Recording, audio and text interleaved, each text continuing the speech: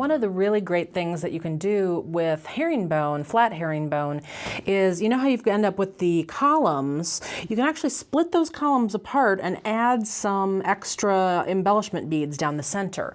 And that's a really gorgeous way to kind of create some shape and movement in pieces. So let me show you how you would split those columns apart and add some beads in the center. Let's take a look at the beads.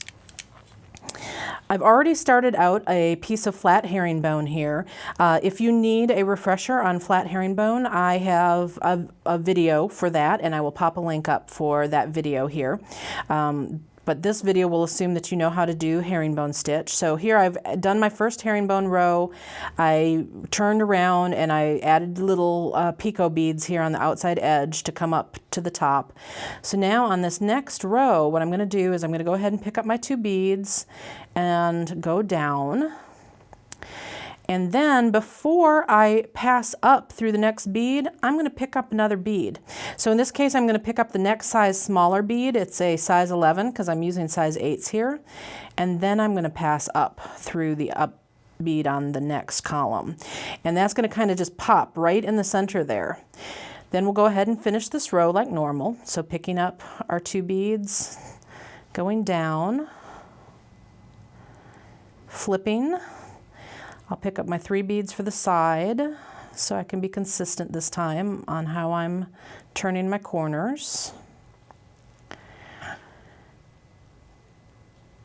Pick up the first 2 beads of my next stitch. And then here's where you have a choice.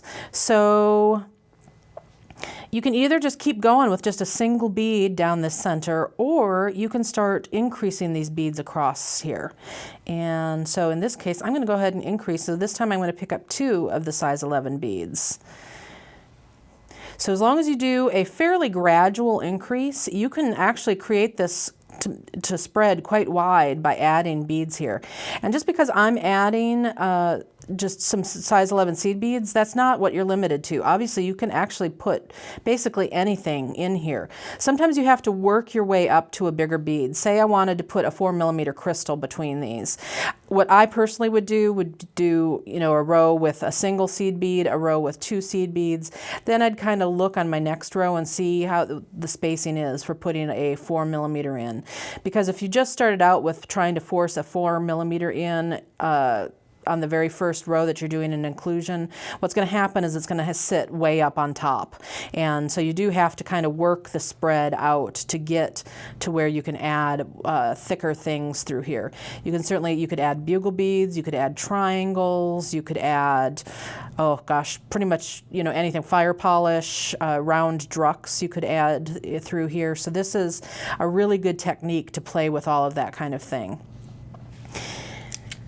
And I do have several kits that are available at jillwisemandesigns.com. Ebb and Flow is one that uses this technique to create some really beautiful shaping and wave action. That's why we called it Ebb and Flow. But it's also a really good thing for you to play with and kind of create your own designs too. So I hope you have a really good time with it. And I'll see you on the next video.